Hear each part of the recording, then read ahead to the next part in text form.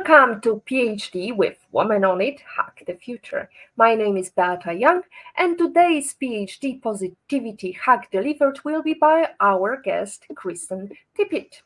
Topic: the ROI of running entrepreneurship.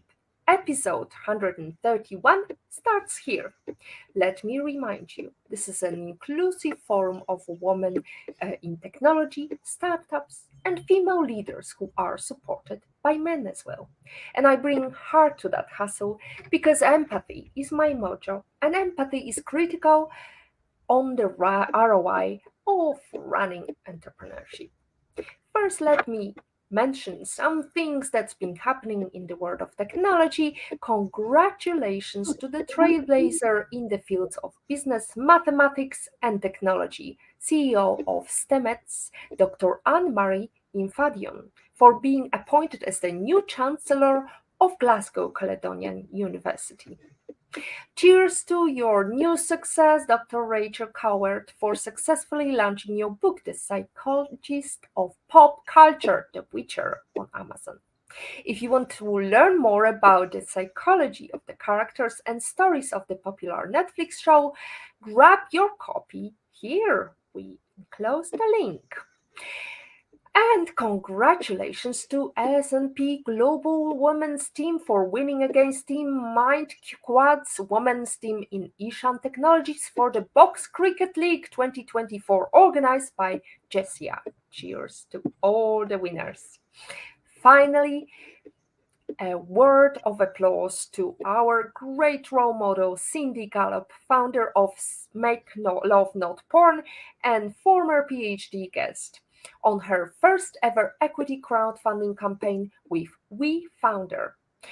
Let's all support her in this incredible journey in her sex education campaign. Here's to the future, Cindy. Now let's go back to our topic, the ROI of running entrepreneurship. Running becomes a revolutionary tool when you focus on its hidden return on investment, boosting your entrepreneurial journey. Join us as we dive into a riveting conversation with Kristen Tippit, the founder and CEO of RunROI. Discover how running can become a potent tool for cultivating creativity, self-trust, discipline, and breakthrough thinking in your entrepreneurial journey. Kristen, where in the world are you joining us from? Hello, I am joining from St. Louis, Missouri, which, if you are not familiar with the United States, is in the middle of the country, sometimes called the armpit of the country. The armpit of the country can be a great stepping block or starting block for running your company or running per se, because that's what you do. I'm joining from Warsaw in the middle of Poland in European Union as I'm heading towards to go back to Turks and Caicos. So I hope it's going to be quick movement from today. It's going to be definitely running ROI. So tell us, Kristen, why running can be used as a business tool for entrepreneurs.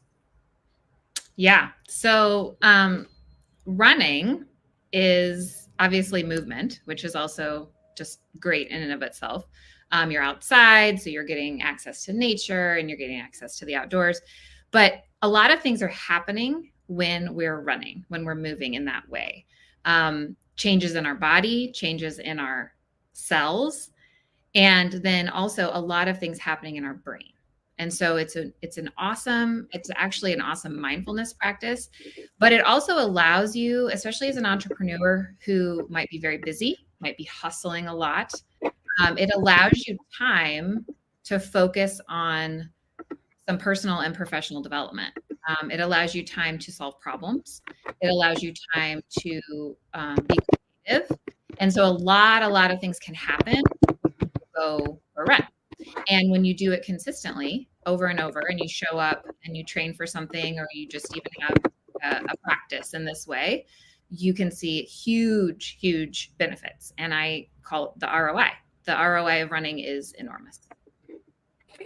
There. Okay, so let's start with a couple of pointers. It's actually, you just did a mic drop moment of, okay, how does it go really? Because apart from mindfulness, I can understand, I can actually, it's relatable in terms of listening to something while I'm running, but what are the concept of ROI? Yeah.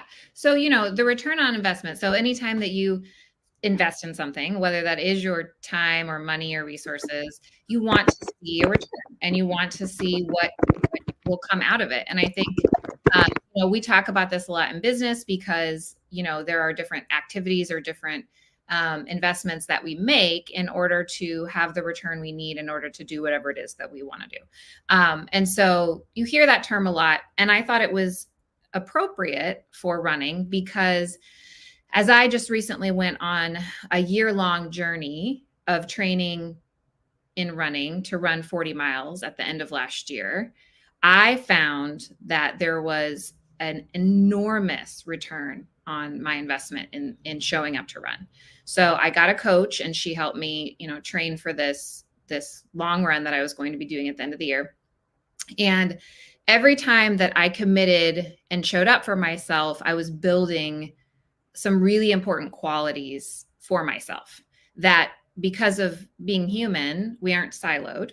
So all of those qualities that I was building and that I was sort of honing became really important in work, in my professional life, in running a business, building a business, in my relationships with others, in my ability to network and show up for others and show up for my family. So for me, the ROI of running is far beyond business. But what I like to talk about is how it can be uniquely helpful for entrepreneurs because there is just so much that you can get from the activity and so much that you get from doing it intentionally and paying attention to what happens while you're doing it. So I actually created a form, like a tool, an accountability tool that you can fill out so that you are paying closer attention to the things that you're actually getting out of the experience.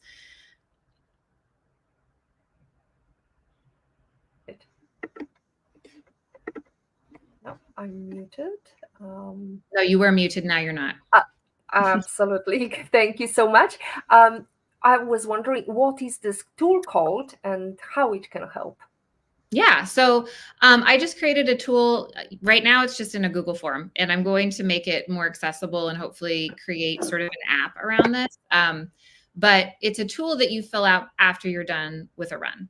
And what it does is it rates like how you were feeling before you went, how you felt during it, and then what happened to you while you were running. So things like, did you solve a problem? Did you have a perspective change? Did you have an aha moment? Did you find yourself coming up with all these creative ideas, for something that you'd been thinking about?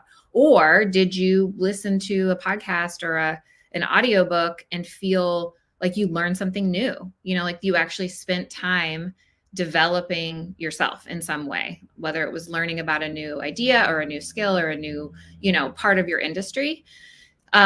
Because I think when we pay attention to those things, we're going to look for them a lot more often while we're doing it. So the idea behind it is when you're filling this out regularly, you're putting accountability behind the practice, but you're also then, paying closer attention to those things while you're doing the activity. You're looking for them. You're looking to feel creative. You're looking to be inspired or to have a perspective change or to solve a problem. And you're going to find what you're looking for, just like in life, right? Like you find whatever it is, whether that's something that you're looking for that maybe in a more negative way or something that you're looking for, something that you want to have happen. Well, some people say that during sleep you find a lot of answers to your problems. So why not, for example, sleeping or meditating? Why do you believe running is much better opportunity to enhance your creativity? Yeah, well, I think you should sleep and meditate too if you would like. Obviously, sleeping is super, super important, and actually, it's like when our bodies repair themselves. It's where we, get the ability for our brains to like like to deload, offload the information that we've received. It's incredibly imperative for life, but also to thrive in anything that you're doing. I think the thing about running for me is that, again, there's those other benefits. So, when you're doing meditation, which is an excellent practice, you're usually inside, you're usually, still, and you're getting a lot from it. From running, you are most likely, hopefully, outside. You might be on a trail. You might be next to a mountain. You might be next to a body of water. And all of those things, like, we know the benefits of nature in the outside world on our brains. There's been plenty of research on that. So that's just a big benefit in and of itself. And then I think the movement is also really key. So, we need to have times of rest. We also need to have times of movement. And the things that are going to make us the most productive and fulfilled are going to be having an equal balance of all of those things. So can you get the same thing from a different type of movement practice? Yeah, probably. I have chosen running because it has meant so much to me, and because I know what can happen to your body and your brain if you have a consistent practice in running. So that's kind of why I choose it. But all of the other things are important too. I also think that for some people, meditation comes harder to them. I am someone who has ADHD. My brain is always going. And though I have, worked at a meditation practice and can do that, movement is a way that I can still have some of that mindfulness, but also be moving. And so it allows me, a little bit of a different experience with that. So I think that's important too for people who are like, I just really can't meditate, or, this feels a little bit too hard. Like, getting out and moving and looking around and doing it that way is a different practice. Absolutely. We have to run, pun intended. Some comments. Here is Amber Hollowell, who says, looking forward to this and so excited Kristen Tippit is sharing her story of running forward. So are we, Kristen? You've got a good group of supporters, and I've noticed that on your LinkedIn page as well. And so I wanted to ask you, what inspired you to focus your entrepreneurial journey around running? Yeah, and I think it is. So what Amber was saying is beautiful, because we've talked about this before, but this idea, so she used running as a means to move towards something that she wanted to have happen. She was in a hard place in her life, and she took up running and was able to sort of work through a lot of the hard things that she was going through and run towards something better. And so I think that's like a big, huge benefit of, this idea of running and the movement piece of it and the running towards something. What I love is anytime we can think about something a little differently than maybe we've thought about it before.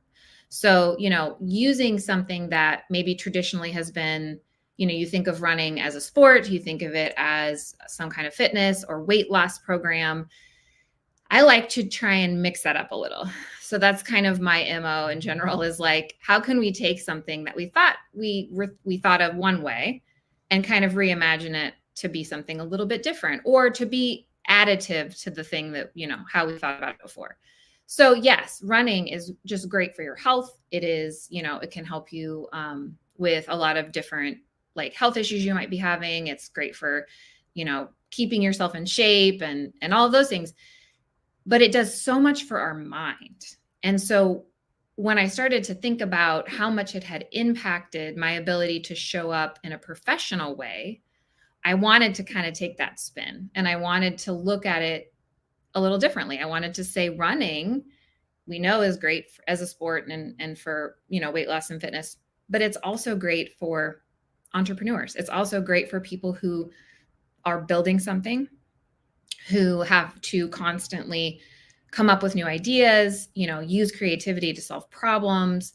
Also, because of the traits that I feel like it cultivates in discipline, in self-trust, in, the things that I've mentioned. So like those things are just so important in our resilience, our tenacity, the things that we have to really get better at, because we are forging through and building something new. Generally that's the entrepreneurial journey, is like, I'm going to take this solution that I have, this skill set that I have, and I'm going to create something from it for others. And so all of that requires a lot of courage and bravery and tenacity and resilience. And I think, showing up in a running practice and working consistently towards something can help you build that. And then that transfers, everything transfers. And that's the beautiful thing. So how can we take what we are building in one area and use it in our professional life? I love it, especially the fact that sport has got so much to do with pushing yourself through the limit, because we believe that we can't do some things, but once we push ourselves to actually achieve something, the muscle hurts and so on, everything hurts, but the satisfaction is there. And it's exactly the same with entrepreneurship. Once you nailed that contract, even though it was very difficult, you had to prepare a lot, and you felt, this imposter syndrome, it's not going to happen, but I just have to push, have to ask. That I believe is also a huge similarity. And of course, as you said, it doesn't have to be running. So if it's swimming, if you like walking, that's also part of tenacity and building this discipline, and pinning it down into your calendar so it becomes just part of your entrepreneurial journey. Mm-hmm. Yeah. And I think, one thing that can be beneficial, and it doesn't have to be running, but I do think it has to be an intentional decision to maybe work towards something. So, maybe you decide you want to be able to walk, 10 miles in a row, or maybe you want to be able to swim a certain distance, or maybe you want to try like a mini triathlon, or, whatever it is. It's also the idea of like having an endurance practice, an endurance training practice that I think leads you to these outcomes. So I've chosen running, and I think it's a great place to be, but there you can do it with so many other things. Like the point is you commit to something that you want to see happen, in this area of movement, and then you work towards it regularly. So you put it on your calendar, like you said, you make sure that you are doing it regularly, and even the times that you don't necessarily think you want to, that you show up anyways. Obviously, like if you need to rest or you're sick or something, like I'm not saying like push through, like, and have lots of consequences. But the reason that a coach is so beneficial is because of the accountability part of that process. Because when you know that you're going to be reporting back and saying, oh, this is what I did today or didn't do today, or this is what it felt like, this is, what I was dealing with when I did it. I've had many days recently after I've run the 40 miles and I'm now training for a different race, where I felt just slow and sluggish and tired, and it's been harder than usual.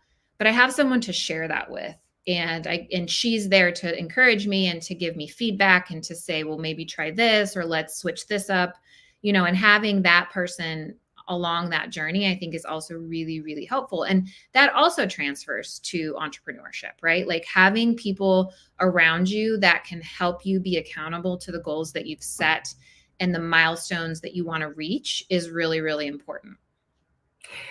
Right. In terms of milestones, Kristen, what would be the best approach? Because it's so difficult when you say, oh, in 2 months' time, I want to prepare for the marathon, but it's still not really actionable point, right?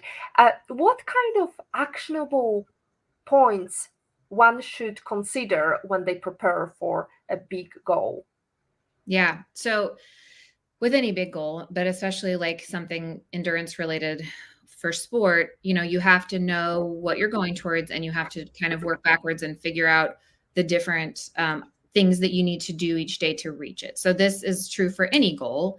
If you're just like, I'm going to do this thing, and then you try and set out and do it without having measurable milestones to reach, it's going to be a lot harder. Like being specific about what you are doing and where you're going is incredibly important. So, you need to be able to say like, and for me, the coaching is what is so huge for this, because when you have a coach, they're kind of helping you do that. In fact, they're kind of doing that for you. Like in terms of a running coach, they are the person that's like planning out each week for you. This is what you need to run today. This is the cross training you need to do today. This is the strength training you need to do today. Right. And so that's set up. And then I just have to go and do it. And that makes it a lot easier to incrementally reach those milestones along the way.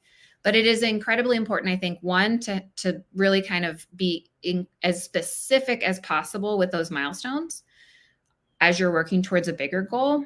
And then to have the accountability, which, you just talked about, but have those people around you that are checking in, that you're saying, hey, guess what? I did this, right? So you can have accountability partners. You can have a person like a coach that's, you're kind of accountable to.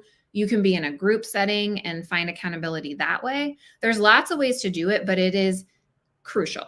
It is crucial to reaching your goals, whether that's running or business or life or anything. Kristen, I have to say, there is lots of supporters coming here. I hope you're going to explain to me, because I'm not quite sure what the meaning of it is. William Richard says, or pickleball. So William shows up often on my running posts and relays his sentiments about pickleball, because that's his thing, is pickleball. So it's in case you don't know what it is, and I don't even really know what it is. I mean, I do, but I've never played it. It's kind of like tennis, like a smaller version of tennis on a smaller court. I'm sure he's going to be like, oh my gosh, this is not at all what it is. But think about tennis, think about it being a little bit more, I think, active, because it is a smaller space, and you've got, you play with I think it's a smaller racket. So for him, his sort of journey, from what I can tell, is around using pickleball as as something that can benefit your life. Again, awesome. And so he'll get on my posts and make sure that I remember that pickleball is also an answer. William, thank you so much for expanding my knowledge of sports I didn't know existed, because I'm Eastern European, and what do I know? Just soccer and some tennis, and that's it. So, jokes aside, Kristen, I wanted to ask you, did you treat this idea as your kind of niche to promote your other business, or is it your core business? How do you make money? Oh, isn't that a great question? My post today on LinkedIn was about how I constantly think about money and how I constantly feel like, it's just a big challenge for me. But so I have I've invested a lot of time and energy in marketing and branding. And so I've helped lots of people with their personal brand and trying to understand how to communicate who they are and what they do in a way that feels really good to them. So that's kind of like what I was doing, with most of my time and energy for a long time. And I still do that. And I do it for companies, and I help founders, find a voice and a place especially on LinkedIn. That's kind of my preferred platform.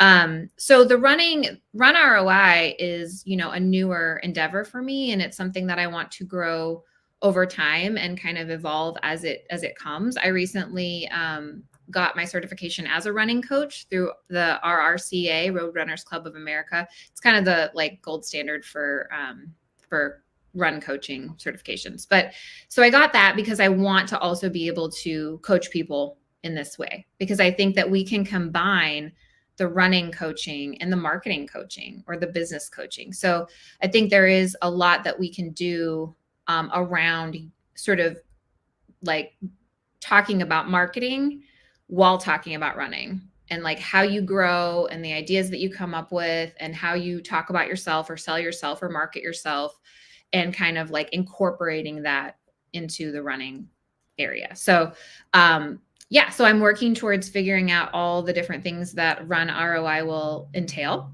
I would like it to be accountability tools. I would like it to be coaching. And I also I'm a very visual person, and I've used a lot of different generative art tools and graphic design tools to come up with some cool designs that I'm going to be releasing for clothing around the idea of endurepreneur and runpreneur, which are like phrases that I like to use and to talk about folks who are, using endurance or running training as part of their entrepreneurial journey. Oh, I love these. I hope you got a patent for these names, or I suspect you came up yourself with these terms, entrepreneur and runpreneur. That feels like I'm doing it every day, and there is no ending. All these milestones still ahead of me, and more to do. What about you? Yeah, for sure. And the endurepreneur, actually, I have to give credit to Brett Harrison, who is a friend of mine from LinkedIn. He is an endurance athlete who creates all kinds of sport experiences in Tanzania, where he lives with his family. And I had posted about this idea of running an entrepreneurship, and he he said endurepreneur, and I thought that was really great. So I'm definitely giving him credit for that.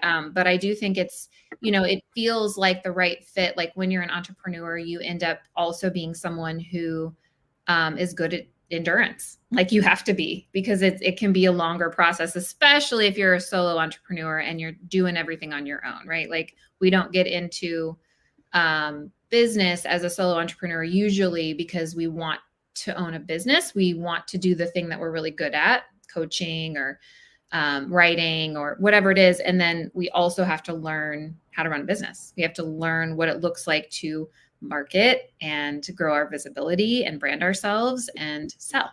So I think those are all things that, resonate. And and I think it's like, as long as you're an entrepreneur, it's an endurance event that just goes on and on. So I think it fits.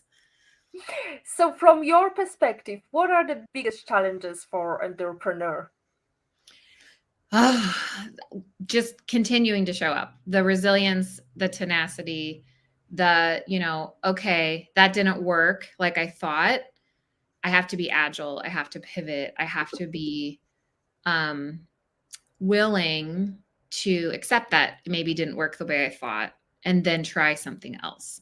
And this whole mindset of the growth mindset over, a not growth mindset, where when something doesn't work quite like you hoped it would, that yes, you're allowed to feel down and feel kind of like, man, that stinks that didn't happen the way I wanted it to, but that you're able to really pivot and say, okay, well, I'll try this instead and we'll see how that works, right? And we'll just kind of keep going. And I think, keeping showing up is going to make sure that you are successful. Like you can't be successful if you don't keep showing up.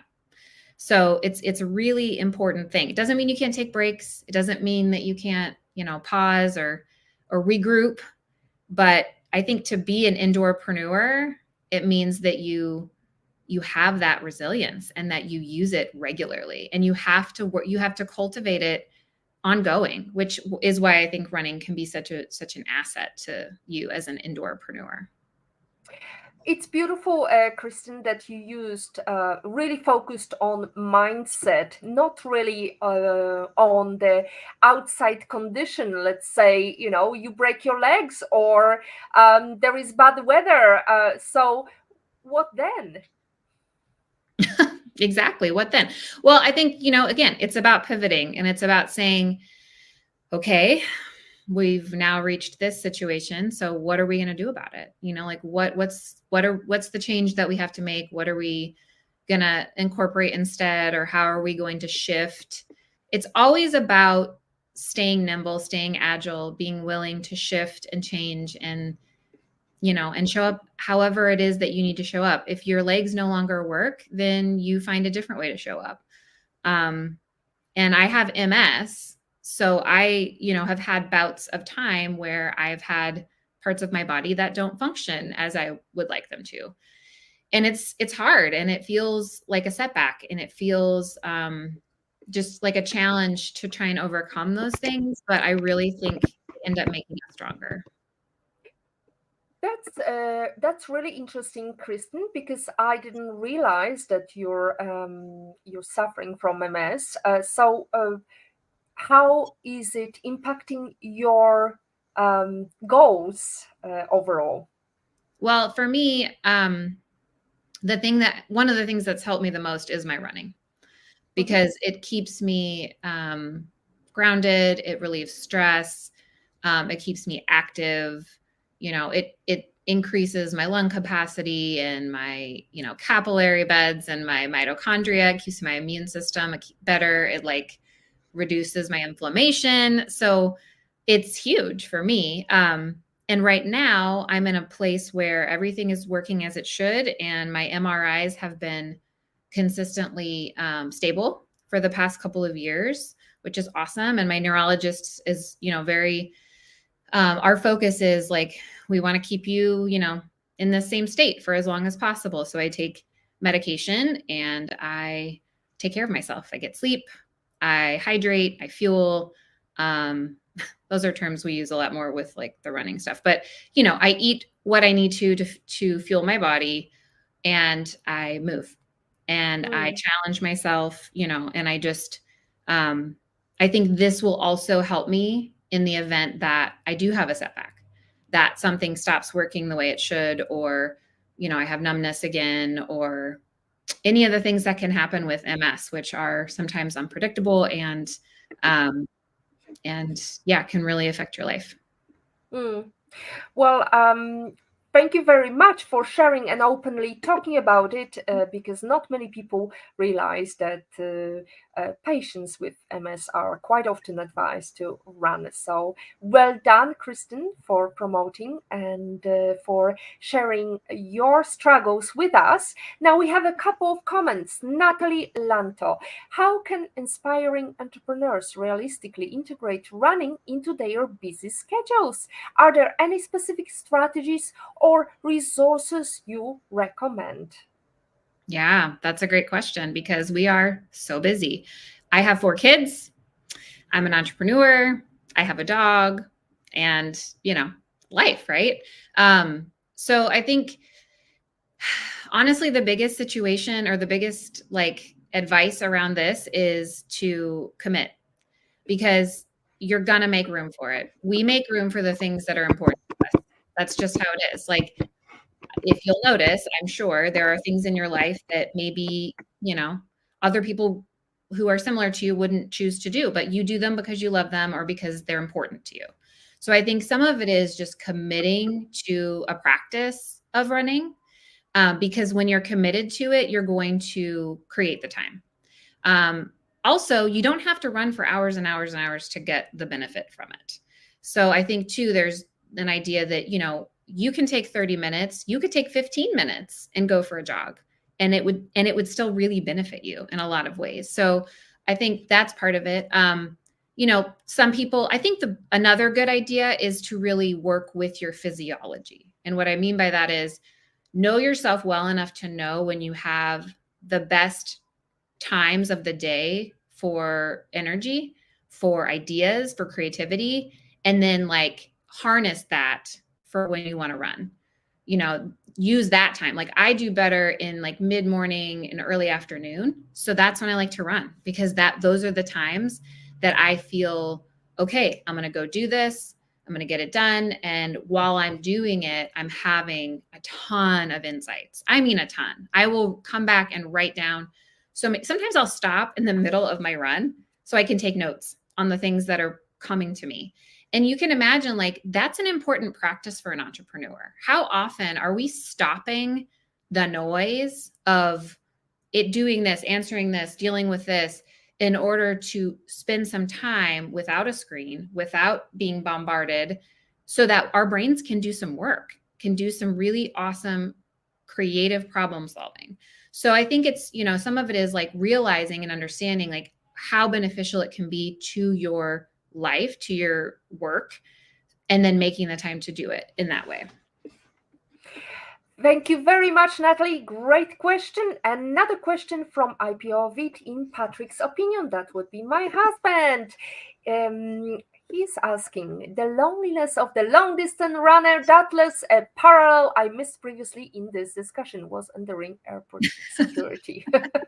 There you go. That's just his running joke. Now let's go back to ROI, return on investment on running. So, what is your current relationship with running? How often, and what's your strategy, or what's your goal Mhm. for your running? So I've been a runner my whole life. It wasn't always, and I talked about this online the other day. It wasn't always a pleasant thing for me. It was a means of trying to control myself and my body for the longest time. But when I set the goal to run 40 miles, a lot changed because what I really wanted to do was something that I wasn't sure I could even do, but I wanted to try. And setting a big goal that I have hope that I can achieve, but I'm not like, it's not like a in the bag kind of thing was a big deal. And so I took the steps to get there and then I did it. And honestly, the process of getting there was the thing that taught me so much. So when I went to do that, I don't know that I thought too much past that. I'm not a very long-term thinker. So I knew, the longest term I had was those like 10-ish months that I was training. And I knew that I wanted to get to the 40 miles. I wanted to do it. Well, and a lot of people were like, oh, so you're probably done now and you're just going to like chill and whatever. But that's not how my personality works. So I got to the 40, did it, realized what I was capable of, even far more than I ever thought that I could do, and decided like, okay, what are we doing next? And, I think that's an important part of reaching goals and setting goals. You have to keep doing it. You have to keep striving. You have to keep finding that bigger goal to set and to work towards, because that's how we continue to grow. It's how we continue to do big and amazing things. We're not going to get to that big and amazing place if we don't set big and amazing goals and work towards reaching them and then meet them and then do it again. So for me, then now I am training for a trail marathon that I'm going to do at the end of this month, or at the end of March. And then I want to do 100K this year, probably at the end of the year, which is around, I think, 62 miles, something like that, 64. So that's another big goal. And then I'm saying this out loud for everyone to hear, but I have thought about trying to do the Moab 240 in 4 years. So that gives me some time. I need to do some longer distance before then, but that's essentially 6 days of running through the desert. 238 miles total. So it's a big deal. But I think for me, the way that I approach this is I set the big goal. I get accountability for it. I put it on my calendar for when I'm going to complete it, working with my physiology, knowing, okay, I don't feel like it right now. I'm going to push it off till later when I might feel a little more energized. All of those things, pivoting all the time, right? And then I show up for myself because I know that I have to be accountable to my coach and myself. I know that I'm going to fill out my accountability form when I get done with my run. I have these things in place that keep me accountable and consistent to the thing that I'm doing. As Patrick says, endurance and indeed the power of just turning up. Excellent points, Kristen Tippit. So 6 days running through the desert. Which desert did you choose, or is it some specific desert that everybody goes through that? Yeah, so it's called the Moab 240. So it's in Moab, I think it's Utah. So it's mountainous and desert, and it's all different terrains. But I've seen some ultra runners who have done it or are training for it, and it is a team endeavor. Like, people think of running as like an individual sport, but you have to have such a community around you in order to persevere. Like, what I did in running 40 miles, I would not have been able to do had my husband not been on board and my parents not been on board. I mean, I wouldn't say I couldn't do it, but it was made so much easier because the people in my life knew that it was important to me and helped me get there. They helped me by cheering me on. They helped me by showing up for me and getting me what I needed. Or, especially on the day, I had different people running with me at different times during the day. I ran for 7 hours. So that's, a long time to be running. And I had, the right snacks, and I had folks there giving me things to drink and showing up and cheering me on and sending me messages. So all of that, I think, is just like, it's priceless. And if you're, in anytime you're going to do something big and hard, you got to get your community around you. You've got to get the people involved in your life who can show up and cheer you on. I believe also with such serious endurance, I would recommend probably visiting a doctor to get a proper assessment of your health, because pushing too hard or ignoring rest can lead to injuries and burnout. So definitely, if you can't afford a coach to check your progress and measure your blood pressure and so on, it's best you seek medical advice before you run ROI. Now, Kristen, as we are heading towards the last 15 minutes of our show, I wanted to ask you, who is your role model? You mentioned a couple of entrepreneurs who set up Endurepreneur, right? Mm-hmm. Is there anybody else who is setting a high standard for Kristen? Oh, that's a good question. So I do have a dear friend who has been just amazing, and she's an entrepreneur. She is a spiritual coach and entrepreneur. She's a very soul, just like a beautiful soul. And her name is Mathilde. And you can find her anywhere, but she helps people kind of figure out how to live their life on their own terms, and especially especially when it comes to work and kind of escaping this idea that you have to do things a certain way, you have to work at a certain type of job or for someone else, that there are other ways of doing it. And she has been someone that's been a huge support for me, and just like an amazing human. And there are so many people. I have to say, LinkedIn has been a place very unexpectedly that I have come across some of the most incredible and amazing humans all over the world.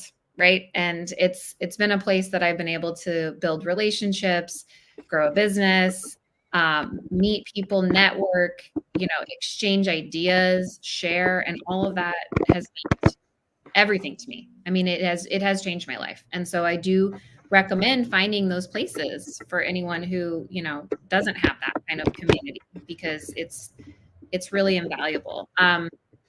But yeah, entrepreneurs, throughout time, there's been a lot that have really, impacted me. I think one of the questions you asked me ahead of time was someone that I could meet, or have breakfast with. I don't know if you're going to ask that question a different time, but I'm happy to share about that.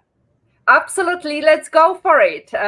Where would you like to have that breakfast, and who would it be? Yeah. So what I said in my response, there are a lot of people that I would like to have breakfast with. But someone that I recently learned a lot about and feel like is just incredibly inspiring and amazing is Madam C.J. Walker. And if you don't know who she is, she was probably the first self-made millionaire woman in the U.S. that was a Black woman. And she was born into slavery, but then, when slavery ended, became a lot of different things before she ended up creating an empire around hair care for women of color. And she's tenacious. She's against all odds, against everything that was happening at that time, and the way she, where she was born and everything that happened to her as a kid, where she came out of that and what she was able to build, and the way that she sold it and the way that she marketed it and talked about how important feeling good about ourselves is to our lives. And that is being her central sort of marketing message. but she also empowered so many other women to get into business and to learn how to sell and to learn how to be a part of her empire. So it was like a very, it had such a ripple effect on people. And I just think that's incredible. And I would love to just be around her. Like, what was she like? What was her vibe? And, she must have had just the most amazing energy and confidence. And I would have loved to sit with her and hear about that and just be around her. Fantastic. Let me just check. Madame C.J. Walker was living between 1867 and 1919, so that definitely put things in perspective over a century ago. To build an empire like herself was quite incredible. Thank you very much, Kristen, for bringing her into our discussion, because I've never heard of her. So it's definitely someone we want to publish soon. And I believe Natalie, who's in the background working assiduously in the production, is already taking note of that next role model. Now, Kristen, just a question: where would you choose a location to have that private breakfast? I just said like in a garden somewhere warm, because I don't know. I like sitting outside. I'm a big fan of outside. I'm a big fan of not being freezing cold. So just like a beautiful garden somewhere where it wasn't too muggy or humid, and there were lots of beautiful flowers and plants. I'm also a big fan of plants, and I grow a lot of different things at my house. Well, you can see behind me, I've got an orchid that's about to bloom back here again, which I'm really excited about. And then, I have a bunch of succulents and other plants. So it's a pretty important part of my life. So I'd love to just do that. Well, I'm surprised that you wouldn't like to take her for a run, but whatever. Nature is definitely a great idea. We encourage everybody to go out, but for now, stay another 10 minutes of our discussion, and Kristen is going to answer some questions in case you still have something pending to ask. I mean, in the meantime, Kristen, what is the number one book you wish you read it before you started your entrepreneurial journey? Yeah. So what I answered here was the book Untamed by Glennon Doyle. She is a phenomenal writer and human. And she talks about sort of this journey that she had on becoming untamed. We grow up, especially as young girls and women, being taught how to be tame, how to live within certain rules and standards. And this is how you behave. This is what it looks like to be a woman, to be a female. And so I think, there's a lot of just confidence in this idea that you can become untamed, that you can really kind of break free and do things as you need to do them on your own terms. And I was going through a journey of that for myself when I first read the book. I think having had something like that book much earlier in my life just would have meant that I could have maybe gotten here a little faster. But also, you are where you are when you're there. So it's okay. But I do think it's a wonderful book. Everyone should read it. Not just for women, honestly. I've heard several men who've also enjoyed the book. I think it's really about just finding out, who you are and really claiming that and living your life for yourself. Absolutely. Thank you so much, Kristen. I've got a couple of questions that Racy brought to our attention. ROI is like a secret recipe. Everyone claims to have the perfect formula, but in the end, it's all just a matter of taste, Laura White said. And then, since you mentioned your plants and your love for plants, ROI is like a plant. It needs constant care and attention, or else it withers away faster than you can say budget cuts. Sophia Guyan says. So, Kristen, we like to also quote Eleanor Roosevelt, who said, Women are like tea bags. You never know their true strength until you put them in hot water.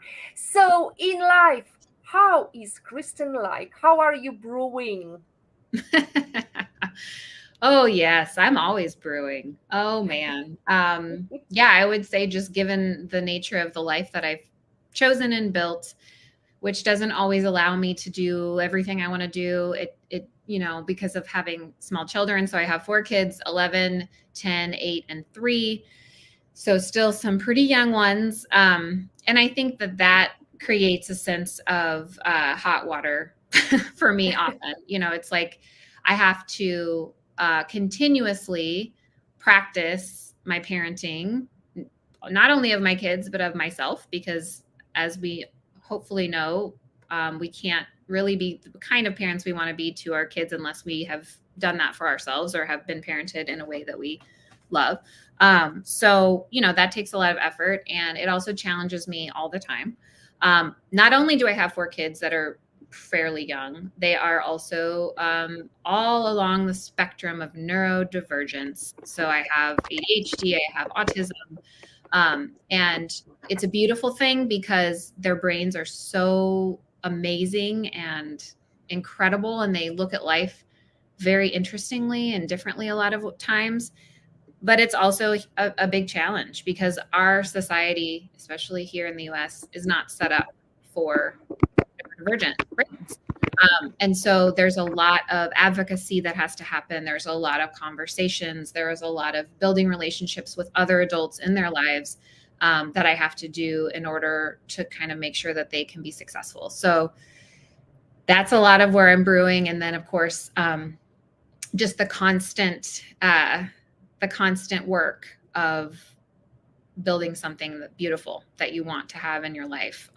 So building a business, building yourself, and continuing to grow and use that hot water to really kind of make the most delicious tea you can think of. And it will change too over time. So Oh, absolutely. I'm sure it's the recipe that constantly changing, as we quoted the secret recipe. Everyone claims to have the perfect formula, but in the end, it's all a matter of taste. Kristen, now it's the question of the century we like to always ask, which is your life lesson quote, and how did it change you? When you asked this question, I just immediately, for some reason, thought of Bob Marley and the song, Don't Worry About a Thing, Every Little Thing's Gonna Be All Right. I love his music. I love reggae. I love just the vibe. But I do think there's a lot to learn from even just that kind of simple idea. Like, every little thing is gonna be all right. No matter how big or how hard we think something is, it's going to pass. It's going to change. It's going to morph. It's going to evolve. And we're going to find an okayness in it. We may not be the same. It may not be the same okay as we were before, maybe a different type of okay, but we're going to find our version of okay again. And I know this to be true because I've seen it in my life over and over again. I've seen it in others' lives. I've seen it in my kids' lives. I've seen it all over the place. So I do really believe that. And I think I'm continuing to learn how to surrender and accept things as they come. I'm not great at it, but I'm working on just doing that more and saying like, okay, this is what it is. It's going to be okay. And just trying to stay kind of in that mindset. Absolutely, the universe has a secret message. We sometimes just don't understand it in a time, but it needs a little bit of brewing to actually get to the answer. Now, Patrick has another comment as he's running late to the gate. Another awesome, inspiring IPO of it. Beata, thank you so much. Kristen Tippit, I am feeling inspired, running to my gate now. Seriously, great show. Thank you so much, ladies, Thank you, Patrick, for your comment. Thank you, Kristen, for great and amazing answers. And it's such a great show to have because I didn't know what to expect, but there you go. This is what happens when great networking happens, ladies and gentlemen, because if it wasn't for Nora, who was our previous guest on our show, Nora Di Nuzzo actually liked your post, commented on your post, and I thought, wow, this is something that I've never heard of, running ROI, and I need to invite you. So, Kristen, great show. Thank you very much. I would like to invite everyone for the next week. We are going to be joined by Anne Leberhoff-Wolf, and we're going to talk about early stage investing 101, what you need to know. Next week, Wednesday, as always, 6 p.m. CET, 12 p.m. EST. Join us. But in the meantime, I would like to thank very much to our great commenters and question givers, Amber Hollowell, William Richards, Natalie Lanto, IPO Eating Patrick's Opinion video. And that's it from the show. Thank you, Kristen. Thank you, everyone. That's, as always, great time to summarize that positivity quote comes from positive thinking only and goes, look for something positive in each day, even if some days you have to look harder. As Kristen said, sometimes the universe is telling us something and we have to look harder for answers. And finally, as Maya Angelou says, if you don't like something, change it. If you can't change it, change your attitude. Today is your day to hack the future, hack the positivity you want. Thank you very much for production, Rashly, Natalie, and Racy. And once again, Kristen, good luck with your running goals. Thank you so much. This was great. Thank you.